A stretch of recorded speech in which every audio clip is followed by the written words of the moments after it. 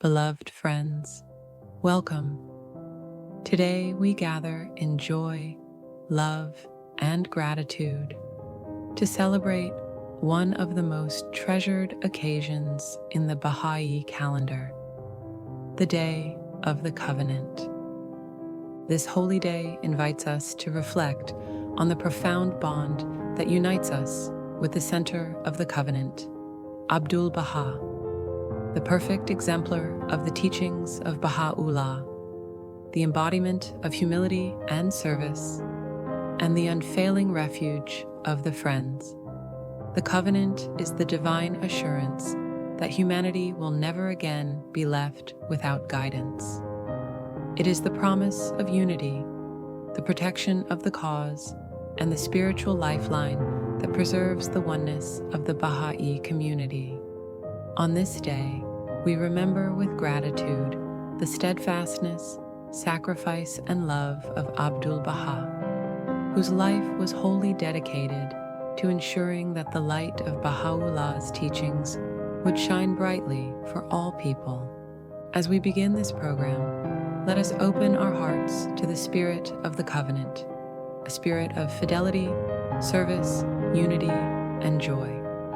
May our time together today strengthen our connection to Abdu'l-Baha, deepen our resolve to follow his example, and renew our commitment to the cause he championed with such purity and devotion. We welcome each one of you with hearts filled with love as we enter into this blessed celebration of the Day of the Covenant.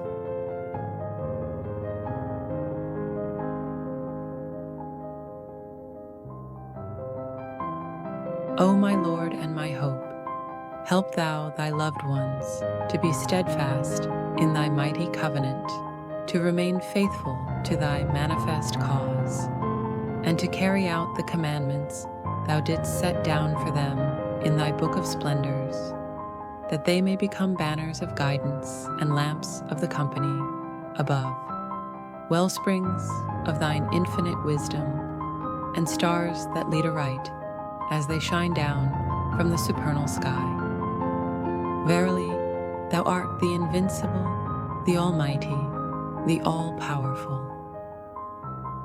Abdu'l-Baha. The Day of the Covenant is the day when Baha'is celebrate the appointment of Abdu'l-Baha as the center of Baha'u'llah's covenant. It occurs yearly on the fourth day of speech, Call, which coincides with either November 25th or 26th, depending on when Nowruz falls on that year. Abdu'l-Baha had stated that since May 23rd was also the day that the Bab declared his mission and should be exclusively associated with him, that day should under no circumstances be celebrated as his day of birth. However, as the Baha'is begged for a day to be celebrated as Abdu'l-Baha's birthday, he gave them November 26th, 181 days after the ascension of Baha'u'llah, to be observed as the day of the appointment of the center of the covenant. The holiday was originally known as the Jashan-e-Azam in Persian, the greatest festival, because Abdu'l-Baha was known as the greatest branch. In the West, the holy day became known as the Day of the Covenant.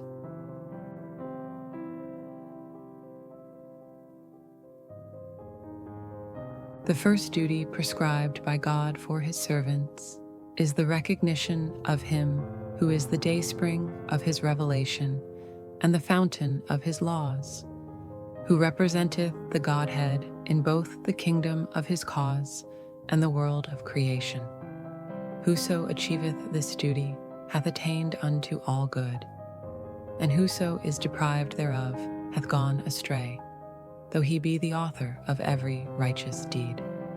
It behoveth everyone who reacheth this most sublime station, this summit of transcendent glory, to observe every ordinance of him who is the desire of the world. These twin duties are inseparable. Neither is acceptable without the other.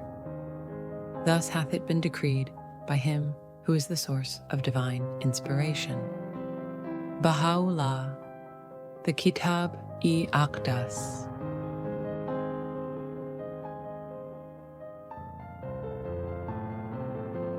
A covenant in the religious sense is a binding agreement between God and man, whereby God requires of man certain behavior in return for which he guarantees certain blessings, or whereby he gives man certain bounties, in return for which he takes from those who accept them an undertaking to behave in a certain way. There is, for example, the greater covenant, which every manifestation of God makes with his followers, promising that in the fullness of time a new manifestation will be sent, and taking from them the undertaking to accept him when this occurs. There is also the lesser covenant that a manifestation of God makes with his followers, that they will accept his appointed successor after him. If they do so, the faith can remain united and pure. If not, the faith becomes divided and its force spent. It is a covenant of this kind that Baha'u'llah made with his followers regarding Abdu'l-Baha, and that Abdu'l-Baha perpetuated through the administrative order. From a letter written by the Universal House of Justice.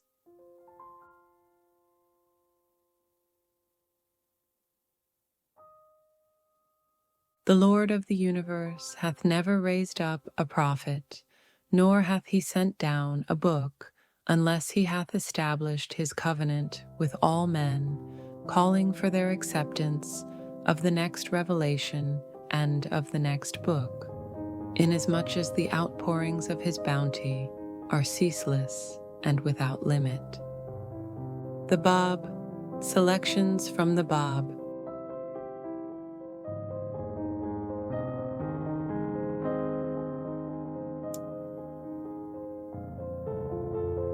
His Holiness, Abraham, on him be peace, made a covenant concerning His Holiness Moses, and gave the glad tidings of his coming. His Holiness Moses made a covenant concerning the promised one, i.e., His Holiness Christ, and announced the good news of his manifestation to the world. His Holiness Christ made a covenant concerning the Paraclete, and gave the tidings of his coming. His Holiness the Prophet Muhammad made a covenant concerning His Holiness the Bab, and the Bab was the one promised by Muhammad. For Muhammad gave the tidings of his coming. The Bab made a covenant concerning the blessed beauty of Baha'u'llah, and gave the glad tidings of his coming. For the blessed beauty was the one promised by His Holiness the Bab. Baha'u'llah made a covenant concerning a promised one who will become manifest after 1,000 or thousands of years. He likewise, with his supreme pen, entered into a great covenant and testament with all the Baha'is, whereby they were all commanded to follow the center of the covenant after his departure, and turn not away even to a hair's breadth from obeying him. Abdu'l-Baha, Baha'i, World Faith.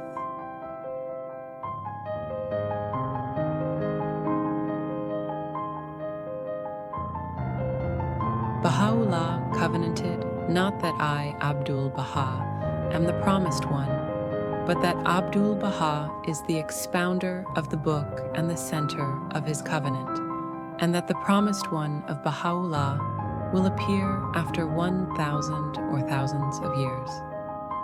This is the covenant which Baha'u'llah made. If a person shall deviate, he is not acceptable at the threshold of Baha'u'llah. In case of differences, Abdu'l-Baha must be consulted. They must revolve around his good pleasure. After Abdu'l-Baha, whenever the Universal House of Justice is organized, it will ward off differences. Abdu'l-Baha.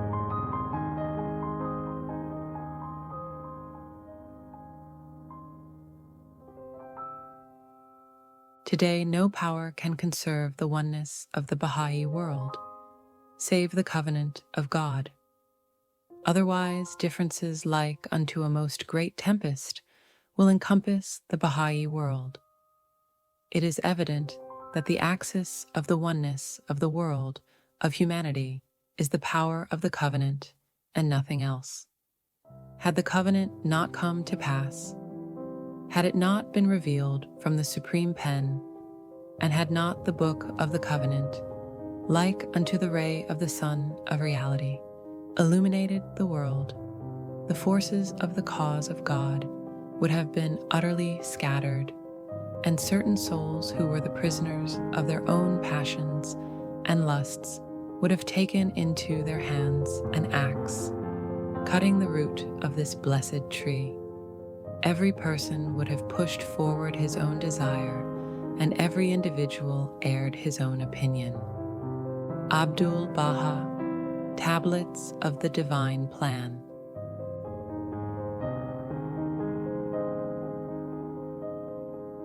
Inasmuch as great differences and divergences of denominational belief had arisen throughout the past, every man with a new idea attributing it to God, Baha'u'llah desired that there should not be any ground or reason for disagreement among the Baha'is. Therefore, with his own pen, he wrote the book of his covenant, addressing his relations and all people of the world, saying, "Verily, I have appointed one who is the center of my covenant.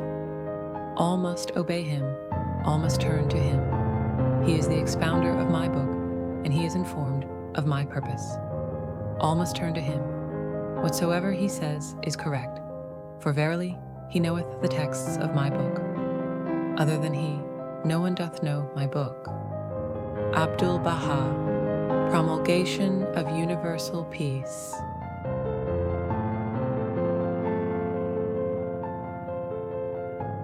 As to the most great characteristic of the revelation of Baha'u'llah, a specific teaching not given by any of the prophets of the past, it is the ordination and appointment of the center of the covenant. By this appointment and provision, he has safeguarded and protected the religion of God against differences and schisms, making it impossible for anyone to create a new sect or faction of belief. To ensure unity and agreement, he has entered into a covenant with all the people of the world, including the interpreter and explainer of his teachings, so that no one may interpret or explain the religion of God according to his own view or opinion, and thus create a sect founded upon his individual understanding of the divine words. The Book of the Covenant or Testament of Baha'u'llah is the means of preventing such a possibility. For whosoever shall speak from the authority of himself alone shall be degraded. Abdu'l-Baha, Promulgation of Universal Peace.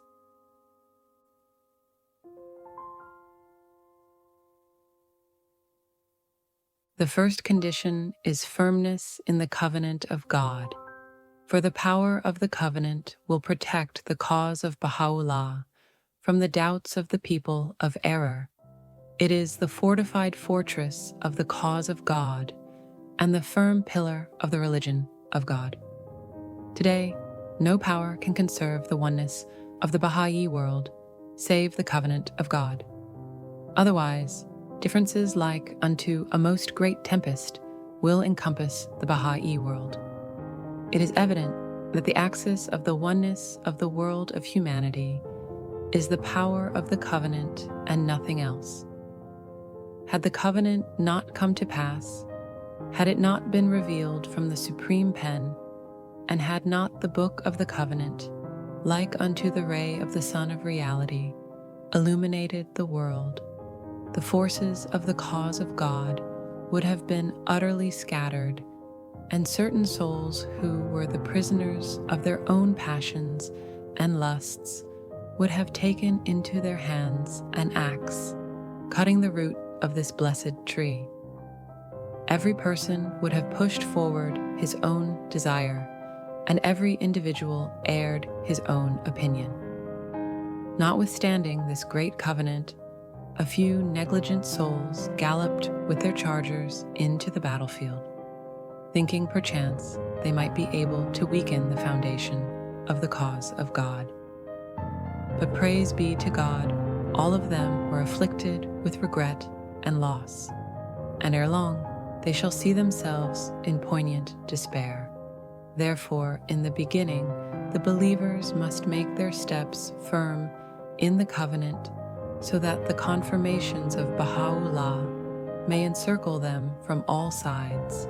The cohorts of the Supreme Concourse may become their supporters and helpers, and the exhortations and advices of Abdu'l-Baha, like unto the pictures engraved on stone, may remain permanent and ineffaceable in the tablets of all hearts. Abdu'l-Baha, Tablets of the Divine Plan.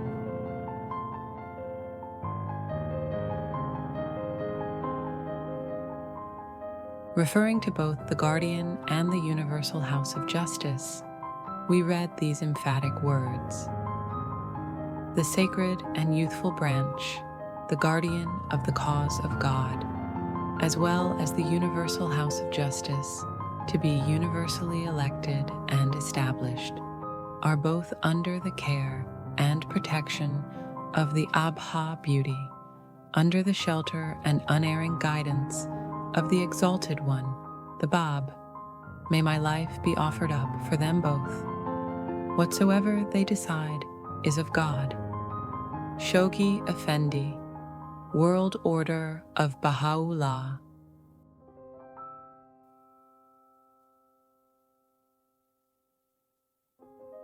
Beloved friends, as we bring our gathering to a close, let us carry with us the spirit that has filled this sacred occasion.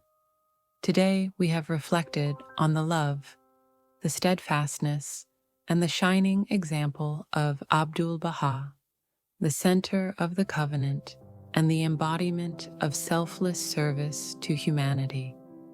The covenant is not simply a promise from God, it is an invitation to walk a path of unity, to anchor our lives in the teachings of Baha'u'llah, and to make service the measure of our devotion. As we leave this gathering, may the spirit of Abdu'l-Baha accompany us, reminding us that every moment offers an opportunity to strengthen our unity, deepen our faith, and extend love to all. Let us strive to reflect his qualities in our actions and conversations, to bring joy where there is sorrow, light where there is confusion, and kindness wherever there is need. In this way, we allow the covenant to live within us and shine through us. Thank you, dear friends, for sharing your time, your spirits, and your hearts this evening. May the blessings of this holy day remain with you and inspire you in the days to come. With love and gratitude, we close our program for the Day of the Covenant.